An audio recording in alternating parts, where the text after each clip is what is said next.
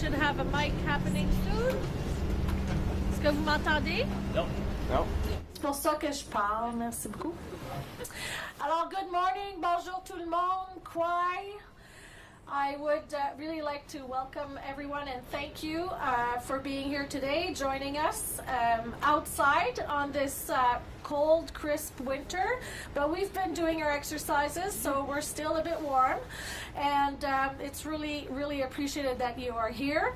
Mon nom est Mona Fortier, je suis la secrétaire parlementaire pour la ministre aux Affaires étrangères, mais aussi la députée d'Ottawa-Vanier-Gloucester. Et je suis votre maîtresse de cérémonie pour cette annonce ce matin. Et c'est vraiment important et ça me fait plaisir qu'on soit tous ici avec mes collègues pour pouvoir vous parler de cette annonce. And to begin, I would like to acknowledge that we are gathered here today on the traditional, unceded territory of the Algonquin Anishinaabe people.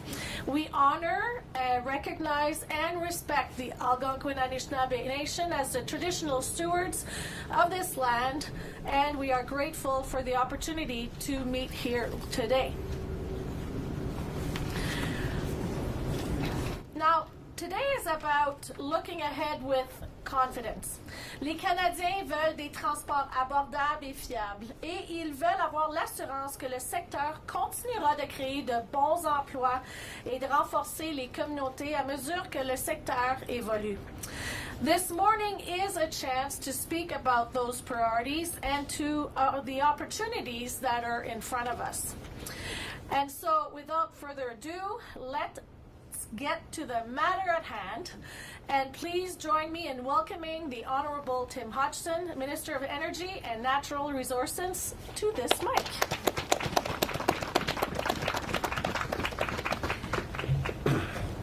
Thank you so much. Hello, everyone. Bonjour, and thank you for the introduction, Mona. It's a pleasure to be here with my colleague and friends, Minister MacKinnon and Minister Dabrusin, to talk about EVs at a moment where, as Mona said, the future of Canada's automotive industry is being shaped not just by markets, but by choices we make together and our plan for the future of Canada's economy and environment. In Canada, the automotive sector is more than just an industry. It's a source of competitive advantage, as well as Canadian pride. The industry is built on the exceptional skills of nearly 500,000 Canadian workers. It's one of the largest export industries with more than 90% of Canadian-made vehicles and 60% of Canadian-made parts exported to the United States. It is families and communities whose livelihoods depend on making, assembling, moving, and maintaining the vehicles that Canadians and the world relies on. When tariffs disrupt those supply chains, it's these Canadian workers who feel the impact first. And we have been clear, this government will always defend Canadian workers and industry when they face unfair and unjustified tariffs. At the same time as the industry evolves, as vehicles become cleaner, smarter, and increasingly electric, those same workers and communities must remain at the very center of the transition. That demands a clear, strong, and deliberate response. Canada's new automotive strategy is just such a response.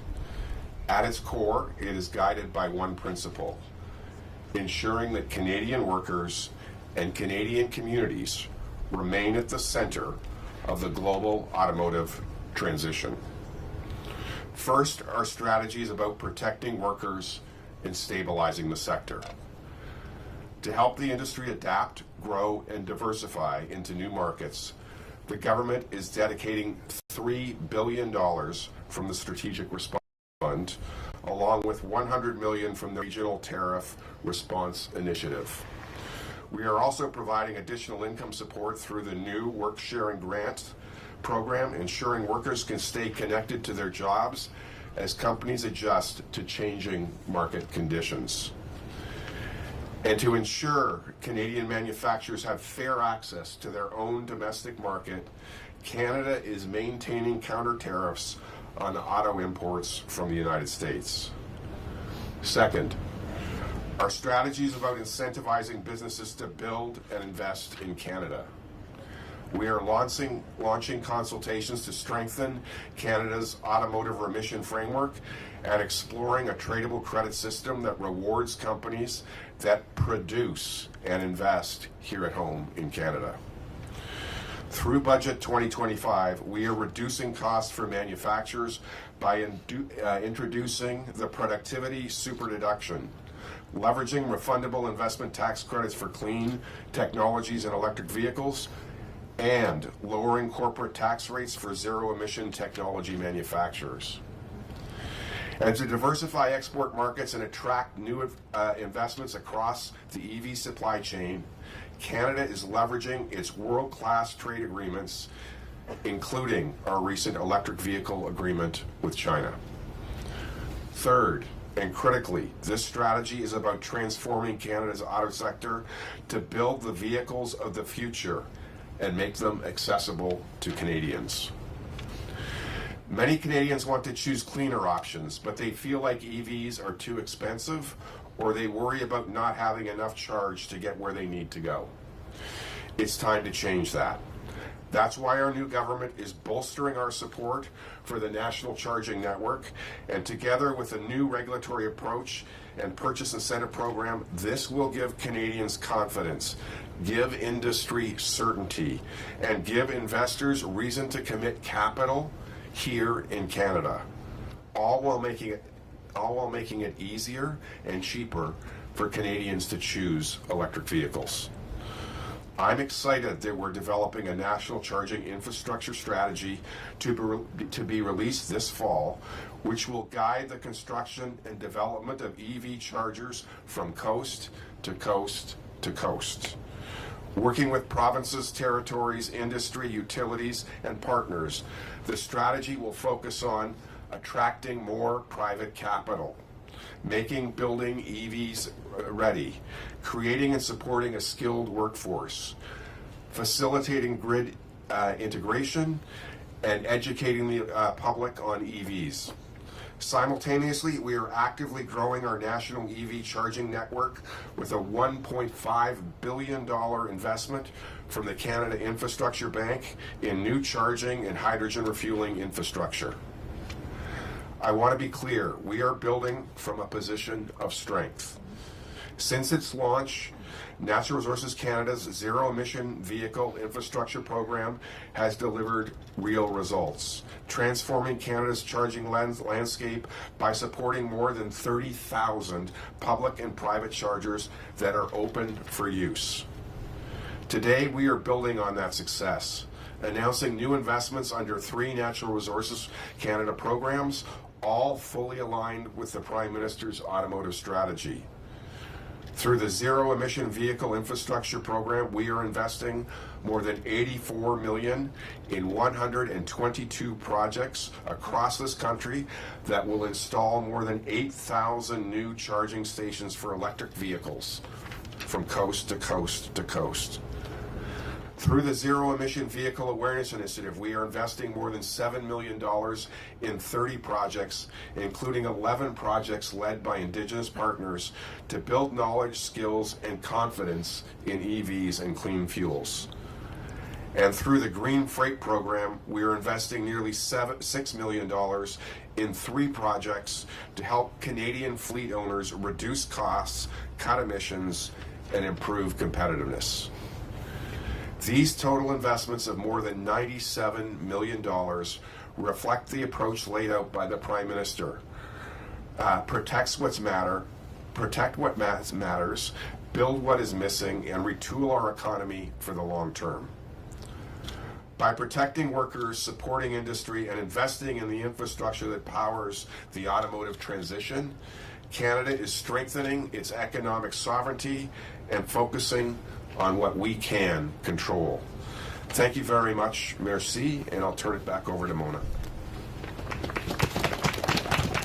Merci, Monsieur le ministre, et vous avez raison, les Canadiens et Canadiennes, comme moi, comme consommatrice d'une voiture électrique, on veut faire partie de cet écosystème et vous avez raison, on a besoin de faire ça. Donc, merci de faire cette annonce aujourd'hui et aussi, j'entends les Canadiens et Canadiennes qui veulent qu'on aille de l'avant avec cette approche.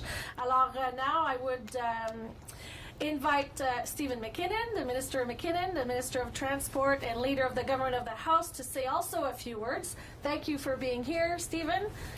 The mic is yours. Merci Mona et merci de nous accueillir ici. Merci à vous de braver le froid. Je ne sais pas qui a eu l'idée. Je soupçonne que c'est Tim parce que il est bien. Oui, il a porté un bon chapeau. I need to get to know your haberdasher there. Canadian Tire. Et merci aussi à ma collègue, mon amie, la ministre de l'Environnement aussi, qui va vous adresser la parole après moi. Nous sommes réunis aujourd'hui pour partager une bonne nouvelle concernant notre stratégie pour le secteur automobile et plus précisément pour le nouveau programme pour l'abordabilité des véhicules électriques. L'avenir de l'automobile au Canada est électrique et nous venons de rendre cette option plus abordable pour les Canadiens et Canadiennes. Je sais que je ne suis pas le seul à me réjouir de voir cet avenir prendre forme sur nos routes et nos autoroutes, et dans nos usines d'assemblage et sur les chaînes de production canadiennes. L'un des principaux obstacles à l'adoption des véhicules électriques par les particuliers et les entreprises demeure le coût initial. Et nous voulons donc faciliter le choix des véhicules électriques pour les Canadiens. Ce programme vise également à renforcer l'économie canadienne. En stimulant la demande pour les véhicules électriques, nous soutenons les travailleurs et travailleuses de l'automobile au Canada, les chaînes d'approvisionnement et l'innovation canadienne. The Electric Vehicle Affordability Program helps position Canada as a competitive leader in the global transition to electric mobility, attracting investment, creating good middle-class jobs, and keeping manufacturing right here at home. Affordability is key to making the switch. The new program is focused on helping Canadians with higher upfront cost of electric vehicles. This new program will offer up to $5,000 for anyone who purchases or leases an eligible vehicle. That includes purchases or leases by individuals and families, and purchases or leases by Canadian businesses for a commercial fleet. These will be point-of-sale incentives built into the transaction through a dealership. That will make these incentives easier to access with less paperwork or process. And we are focused on eliminating obstacles. So an important question, of course, is what vehicles are eligible? Well, we're talking about new battery electric and fuel cell electric vehicles sold from February 16th, 2026. That means vehicles powered solely by an onboard battery, known as battery electric, and vehicles fueled by compressed hydrogen, known as fuel cell electric. This program will also apply to plug-in hybrids. The incentive for plug-in hybrids will be half the rate, up to $2,500. If the vehicle was not made in Canada, there's a transaction cost limit of $50,000. And we want to help Canadians transition to electric vehicles and support automotive manufacturing in Canada. That is why there is no transaction cost limit for Canadian-made vehicles. The goal for this program is to assist with a transition for consumers and for the market. We know the industry is already trending in that direction. And with that in mind, the incentives will gradually decrease over time, wrapping up in 2031. This approach will provide predictability and transparency and stays in line with expectations that the gap between the cost for new electric vehicles and comparable gas vehicles will shrink over the next few years. Le gouvernement du Canada souhaite aider les Canadiens et les Canadiennes à passer aux véhicules électriques. Nous voulons également appuyer le secteur automobile dans sa transition vers les véhicules électriques tout en renforçant notre résilience économique. L'abordabilité pour les Canadiens et les Canadiennes est une priorité, tout comme la création d'une économie durable et forte. Et ce nouveau programme contribuera à répondre à ces priorités. Comme je l'ai mentionné, l'avenir des véhicules au Canada est résolument électrique. Et je sais que ce nouveau programme aidera à accueillir cet avenir ici, au Canada. Merci beaucoup.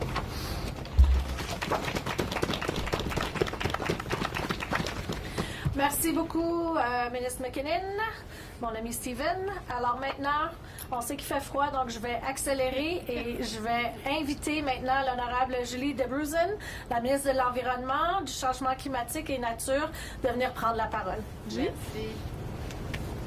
Merci beaucoup, thanks, and I'm really happy to be here. As Canada's Minister of Environment, Climate Change and Nature, I spent a lot of time talking with workers, industry leaders, and communities across the country.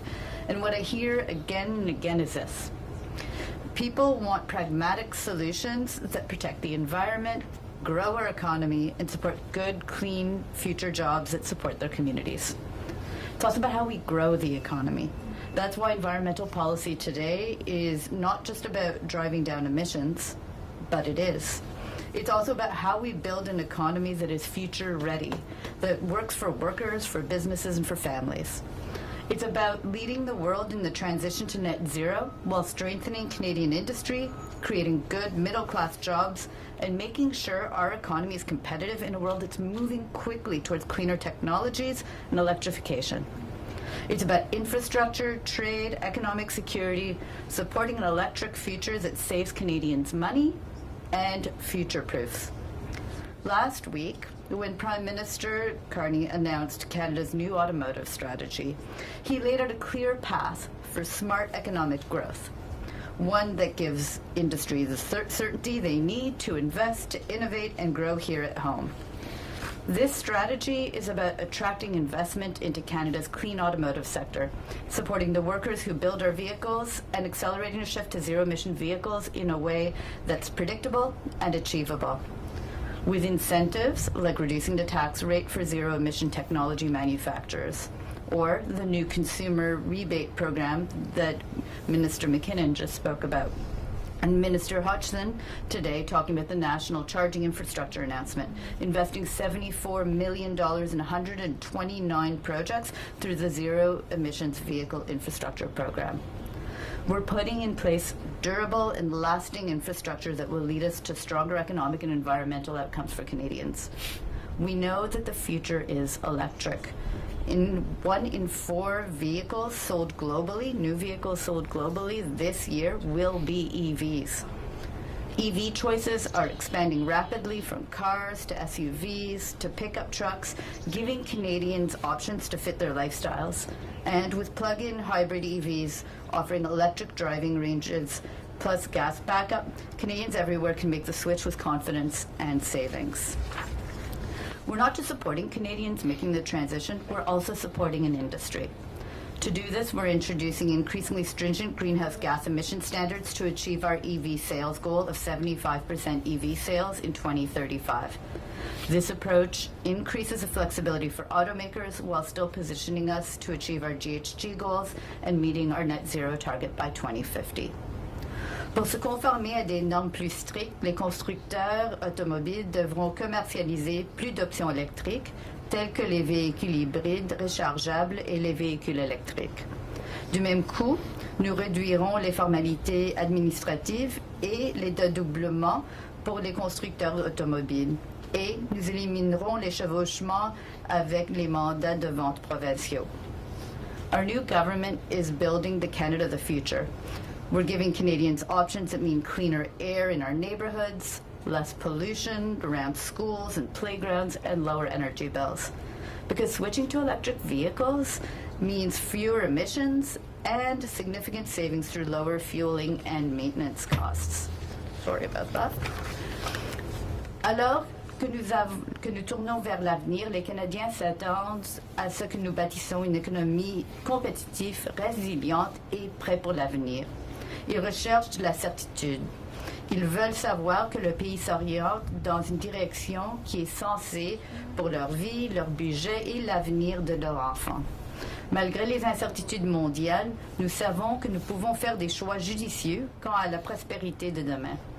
Nous savons que nous pouvons décarboniser tout en développant une économie saine et inclusive qui profite à tous. Nous réduisons la pollution de façon durable en soutenant des choix qui conviennent dans la vie quotidienne. Si nous faisons correctement, la prochaine génération n'aurait pas réparé nos erreurs. Elle héritera une économie forte, stable et conçue pour durer. And on that note, I'm very proud for the automobile strategy and everything that we're building for the future of our country. Thank you. Bravo. Super. Merci beaucoup, Ministre Dabrusin. Alors, once again, thank you all for coming. Merci à toutes et à tous d'être ici aujourd'hui et braver le froid. I do want to open up the questions from the media and welcome Charlotte Power, Press Secretary for Minister Hodgson, who will moderate the media availability. There you are. Thank you very much. Merci à tous et à toutes de vous joindre à nous aujourd'hui. Nous allons maintenant donner la parole aux médias pour les questions. Nous vous invitons de vous mettre en file derrière moi par le micro. Dans l'intérêt du temps, nous demandons à chaque journaliste de poser une question et d'indiquer son nom ainsi que son média au début de votre question. We ask that all reporters line up behind the mic, and in the interest of time, we would ask each reporter to ask one question, no follow-up in the interest of time. And please state your name and outlet at the start of your questions, as well as the minister to which your question is addressed to. Thank you. Première question. Morning, Ministers. My question is for Minister MacKinnon this morning. On the question, or on the issue of affordability, the $5,000 rebate for the EV incentives program is set to be reduced at the end of the year. The government has other affordability measures to address, other measures to address affordability, but the previous version of ISAV never cracked 20% uptake in the market. And so, why is the government going to reduce the incentive amount at the end of the year before even knowing whether the government's other affordability plans have even taken effect in the market? You mean affordability plans with respect to vehicles? Yeah. So what we're seeing is that the price gap is being reduced. We think that the Minister of Environment just mentioned that now we're up to 1 in 4 vehicles. We're in kind of a Betamax VHS moment where we think VHS is starting to take the lead. I've just dated myself. I apologize for that. So the sliding scale downwards of the incentive, we believe, will reflect consumer take-up of these vehicles. I would also mention that with respect to the Chinese vehicles that will be allowed into Canada, fully 50% of those will be affordable, $35,000-ish electric vehicles. So we think there is a plethora of affordable options out there.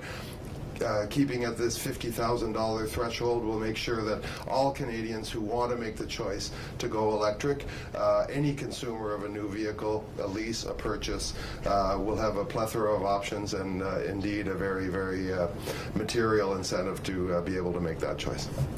Bonjour, M. le ministre. Valérie Gamache de Radio-Canada. C'est à vous que je veux parler, M. MacKinnon. En tant que ministre des Transports, évidemment, il y a cette nouvelle menace de Donald Trump sur le pont Gordie Howe. Est-ce qu'il y a des négociations actuellement qui sont entamées avec la Maison-Blanche et ou avec des représentants de l'État du Michigan à ce propos-là? Est-ce qu'il y a des compromis même que le gouvernement pourrait faire? Évidemment, hier est sortie cette déclaration. Nous ne savons pas d'où elle est venue ou qu'est-ce qui a pu la motiver. Mais je tiens à dire le suivant. Évidemment, ce projet-là, et je salue la participation et le travail du Premier ministre Martin, du Premier ministre Harper, et du Premier ministre Trudeau, ainsi que, évidemment, le Premier ministre actuel, M. Carney, d'édifier ce pont-là, d'y consacrer, évidemment, beaucoup de ressources financières canadiennes, mais aussi des ressources humaines américaines et canadiennes, des matériaux américains et canadiens.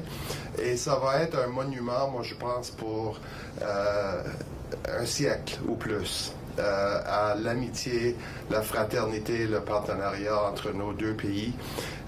Donc, je suis certain que nous allons pouvoir surmonter à ce moment à ce qui peut être un enjeu pour ce qui est du pont, mais c'est une très grande réalisation du Canada dont on est très fiers, et des Américains. Mais là, actuellement, est-ce qu'il y a des négociations? Sir, can we get that in English too, please, before you continue? So that bridge will stand for over a century as a monument to Canadian and American friendship, ingenuity, work, and partnership. It was built with American hands, Canadian hands, American materials, Canadian materials, and obviously a great deal of Canadians' financial resources. I don't know what motivated the statement yesterday, but what I do know is that bridge will stand the test of time, and is a tribute to the work of prime ministers from Paul Martin through Mr. Harper, through Mr. Trudeau and now Mr. Carney, Republican and Democratic administrations at the state and national level. So we're very, very confident and proud and look forward to that bridge opening. Good morning, Natasha Blowski, Canada's National Observer. Minister Hodgson, my question's about the $1.5 billion investment from the CIB. I know the announcement says this is for the charging and hydrogen refueling infrastructure initiative, but we haven't heard whether the ZEV infrastructure program will be refunded.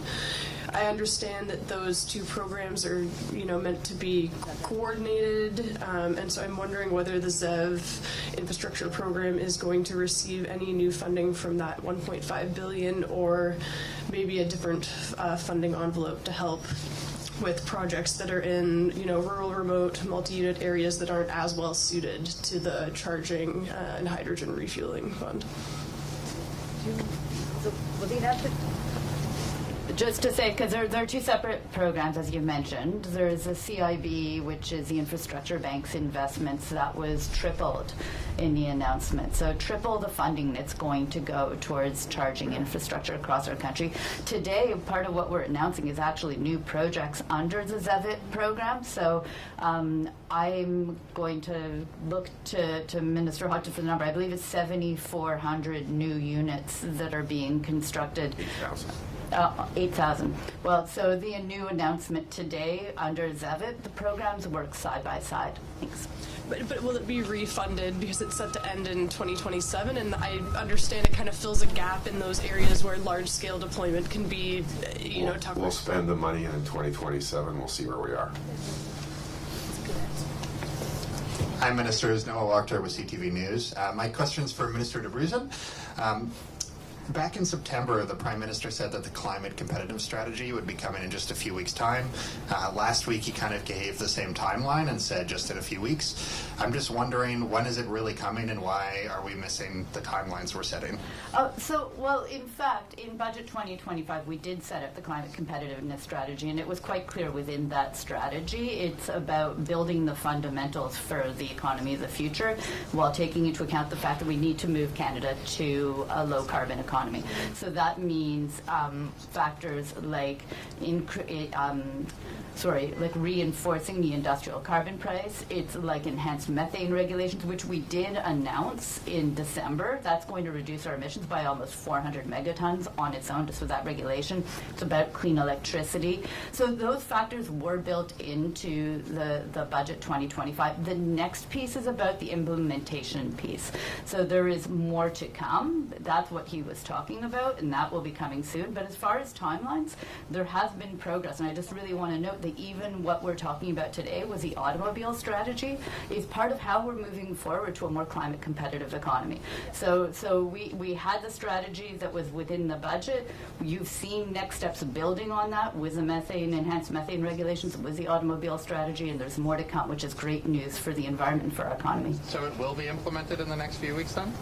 It is implementing right So like I said, we've been implementing pieces, as I've talked about, like with the enhanced methane regulations. We actually had a consultation on how do we reinforce the industrial carbon pricing. These pieces are in motion, and the automobile strategy as well. I think what he's signaling is that there is more to come, and like I said, that's good news for all of us. Yep. We have time for one more question. On a le temps pour une dernière question. Merci. Hi, I'm Aya with iPolitics. My question is for either Minister Dabrusin or Minister Hodgson. As the federal government is considering supporting AI data center proposals, will it disqualify or penalize the ones that rely on natural gas? And if not, what's the plan for emissions?